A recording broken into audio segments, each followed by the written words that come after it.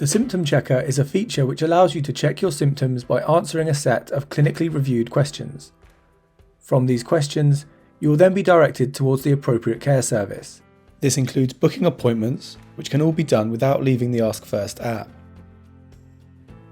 Before starting the Symptom Checker, you will first be asked a number of COVID-19 questions in line with NHS guidelines. Once completed the COVID-19 checks, you will start by typing your initial concern. Once you confirm your concern, your virtual health assistant will then ask a series of questions. Each question in the sequence is generated from your previous answer, meaning you will not repeat yourself or be asked any unnecessary questions.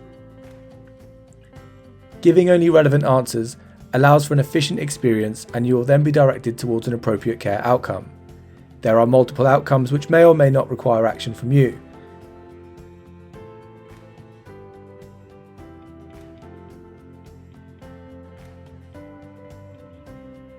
Should your healthcare assistant advise an appointment, they will then contact your GP practice on your behalf and book you in for an appointment. This may be a telephone, video, or face-to-face appointment. These can be confirmed from within the app.